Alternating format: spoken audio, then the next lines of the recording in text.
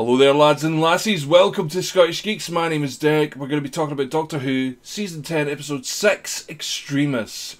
Now, be careful of spoilers if you haven't seen it already, because I will pretty much be going into whatever I thought in the episode while I was watching it. You know, I don't have anything written down. This is all from my head, so I always make mistakes, but that's just the way things go. I'm not a professional critic, okay? Anyway, so Extremis starts off pretty well. It starts off with a little bit of a recap from the previous week where the Doctor goes blind. For those of you who don't know that, you didn't watch the last episode, so the Doctor is now blind. But we appear to be on some sort of a strange hidden alien planet where the expertise there is death. Well, I suppose they had to have one of them, but I thought the death planet was the vultures planet. Well, they weren't vultures, but you know what I mean. It was the Sergian Adventures. Everyone is a vulture. Anyway, so we see the Doctor is about to be executed, or so we think. It gets a bit confusing, really, to begin with. They're talking about execution, they had to find another Time Lord, and the people are so hard to find, etc. And all of a sudden, there's Missy! And it turns out it's Missy is to be executed by this machine, which apparently builds on the Doctor Who theory of how to kill a Time Lord, which is stop both hearts at the exact same moment, and 3 brain stems, and, you know, to top it all off, they do something with the cellular regeneration as well, and then you have to guard them for 1,000 years, because, you know, life has a way of getting into things. Oh, I hate you so much, Moffat, right now, because, you know, you had the potential to have anything in that vault at all, and then, no, it's Missy. Okay? You know that thing that you've all been building up to? Oh my god, what could it be? What could it be? It's Missy. What everyone thought to begin with. There was no mystery there. It's Missy.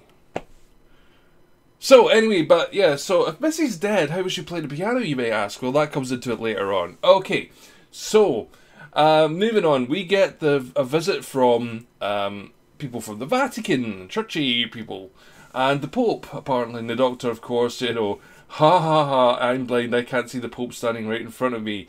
Whoa. So, of course, the Pope asked him to read this book, and apparently people have been dying over this Veritas, you know, the truth, as it's known. So basically whoever translated this book instantly kills himself, apart from one person who was never found. But they don't know why. That's never mentioned again. I'm just going to say that. That's never mentioned again. Okay? So, what happens next is the Doctor goes, yes, I will do your thing. And Nardole, of course, being a bit more badass than he usually is. And by the way, there is a theory from one of my other viewers, Hamish, who thinks that Nardole is the River Song, regenerated. But we'll get into that later on. That's also mentioned. So they go to collect Bill, who at this precise moment in time is going through this awkward, I'm on a date, but my mum doesn't know I like girls, and the mum comes in and says, oh, you hope you don't have a man in here. Ah, yeah, let's do that. Let's pretend to cater to people who are gay, and just take the piss out of it and hope they laugh. So, anyway, they are having a nice conversation. This girl there, who's not really obviously religious, but somehow you get the feeling she might be, is sitting having a cup of tea, grabs Bill, says, you can't go through there, but they hear the TARDIS appearing, and then all of a sudden Bill says, you're doing nothing wrong, and the Pope appears, talking completely in Italian, which is bizarre because of the TARDIS translation matrix, so when the TARDIS is there, they should be really hearing their own native language. I really don't understand, Mr. Moffat, what's went wrong. Have you given up? I mean, I like the episode, but I felt this was written by someone who doesn't know Doctor Who at all, and this was written by Stephen Moffat. So, what the hell is going on, Mr. Moffat? Seriously. I mean, come on. Anyway, so we go along, so they go to the Vatican. Now this is what the whole episode is about. They go to the Vatican and everything is happy and fantastic and whoa! Well, not really, because apparently Pope Benedict, one of the Pope Benedicts was actually a woman, which has never ever been brought up before and probably will never ever be brought up again. This seems to be a sort of continual fact of this episode. Things happen, you'll never hear about them again, I have no doubt, because once Moffat's gone, new showrunner, new ideas. So, anyway, they go down to this catacomb in the Vatican that nobody is supposed to go down because, you know, like, nobody knew it existed, of course. So they go down, there's this strange portal thing, a hand comes out, grabs the guy that they were with, and they go off trying to find this book, the Veritas, and they find a priest in a cage who's like, I'm sorry, I sent it. You sent it, what? Yes. You sent it, what? Yes, I have a gun too, I'm going to... There he goes. Okay, so the Doctor's still blind at the moment. Says he's going to read the book. Ah, you wonder how? Well, Deus Ex Machina. You know, the gods in the machine. He has this little machine that he goes like that with. Now, I was expecting this little machine to raise the text up so he could feel it with his fingers or something, or maybe translate it directly into his brain, but no. It just fixes his eyes for 20 minutes. Ish. And off they go on an adventure. Nardole and Bill. Nardole's suddenly all badass again, seeing he's the only person with a license to kick the Doctor's ass, and he would happily kick Bill's ass as well. Are you secretly a badass, Nardole? Huh, yes, I am. Ah, a mouse! Oh, dead body, whatever the hell that is. Yay! You know, that sort of shit goes on. Ah! Anyway, so I'm so frustrated by it, but it was funny at the same time, okay? I laughed. The whole time through it, I was laughing.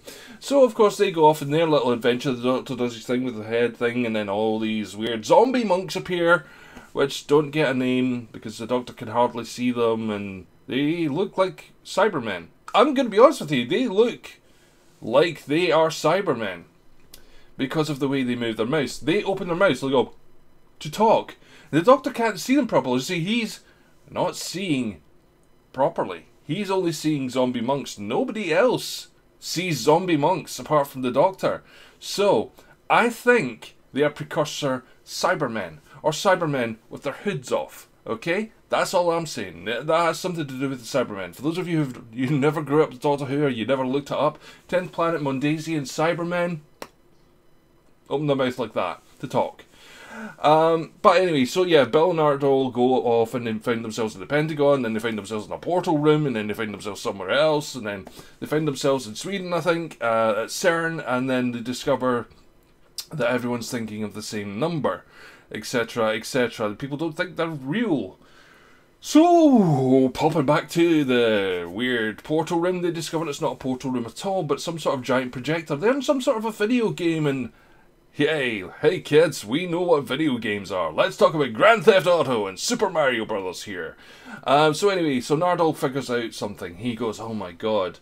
So if these are all projecting, what happens if you go into the centre of the projectors? And it turns out Nardole's not actually real. What the hell is going on? There was no indication of any of this happening. Of course, the whole thing with the Missy's still going on in an alternate reality where apparently, well, the Doctor mucked about with everything, and Missy's fine. That's why she's in the vault for 1,000 years. He said we'd care for her for 1,000 years. It's a bit of a letdown, I'll tell you. So Missy in the vault. That's all you need to know. Missy's in the vault, and the Doctor talks to her and brings her snacks and stuff, and you know she's the thing they're meant to guard. Oh no, what if she gets out? Oh, what's she gonna do? She doesn't have a TARDIS or anything. She's completely helpless without anything. You know, she's nuts, but she can't do anything. Anyway, so we go on. So Bill discovers that the Nardole's not real. She wonders what's going on. She goes, she runs, she finds the Doctor all of a sudden in America where the president's killed himself because, well, they're not real. And he says, well, here's the thing. Kids, check this out, kids. This is about video games, okay? This is making you feel bad about playing video games. When you play Super Mario Bros. He killed himself for the 19th time, not going to the castle. You ever think he wants to leave the game because he thinks to himself, oh, this is a futile effort. I'm fed up stepping over my own dead body. Wow. That's deep. That's so deep that it's became shallow again. When you're playing those games where you're shooting bullets at your enemies, those enemies think they're real. No, they don't. But it's a nice thought, you know, you're killing real people, you know. Just put that in the kids' heads out. Oh my god, they're real. If they're real, what if I'm not real? Well, I could just go out and kill anyone. Oh, no, that's not the way of thinking. I'm sorry I'm talking so fast right now. But anyway, So they discover Bill's not real, then we discover the Doctor's not real. Yeah, the Doctor's not real. What part of this entire season have we been watching? Have we been watching the actual Doctor and Bill? Or have we been watching the unreal virtual reality version of the Doctor and Bill? I don't know. My head's messed up now because I don't know if what we've seen on this show so far has been the real thing. Because, well, they don't explain it. They don't. So the Doctor, the virtual Doctor, sends himself an email. Click, click, Sonic sunglasses. They had to come back in at some point. They've been in the whole episode, but I just never mentioned them because I don't like them. So he does that, sends a message to his real self, possibly his real self, we don't know. This could still be another simulation. It could be a simulation within a simulation. It could be taken from Rick and Morty. But yeah, so the Doctor sends a message to himself. He finds himself out there and he's like, oh no, Missy, they must never find out I'm blind. Let's go, I need your help. End of episode. I'm not joking, end of episode. There's no resolution. There's no indication that it was meant to be a two-parter. Because usually they have like an announcement there's going to be a two-parter. There hasn't been a two-parter properly for a long time. So it's a two-parter. And we go along to what happens in the next episode. Well, they find a pyramid, the Doctor's there, and shit happens. The end. So I don't know how to rate this one. It was funny. It was funny, but it wasn't good. I don't know. Is he look, I kind of got this way of thinking, right? Peter Capaldi is a great actor. The Doctor he plays is a good Doctor. The writers are fucking it up for him. We don't want Peter Capaldi to be remembered as a bad Doctor, because that happened to Sylvester McCoy for so many years until someone figured out, no wait, he was actually really good, it was a very dark Doctor. We don't want to wait that many years to find out that Peter Capaldi's a good Doctor. I like him as a Doctor, I just don't like the stories that he's been given. The season's been a bit of a bust. I don't know what else to say. Let me know what you think in the comments below. Have you been enjoying this season? What do you think of Peter Capaldi as a Doctor? Not based on the writing, but his character portrayal. What do you think of that? Don't base it on the shows. Base it on his character portrayal. Okay? Cool. Anyway, guys, I'm gonna go because I'm actually gonna watch it again to see if I can figure out anything that's actually properly happened. I've watched it 3 times now, and I'm still having trouble. I'm still having trouble getting this one. I can't say I'm excited about next week's episode. The episodes I'm excited for are when they bring back the Mondasian Cybermen, the 10th planet ones. I want to see how they go with that. If they're going to have like many different types of Cybermen, that'd be funky. I'm going to go now before my head explodes. I'll catch you later. Stay real or whatever, because apparently we're not. And that's all there is to it. But until next time, bye bye.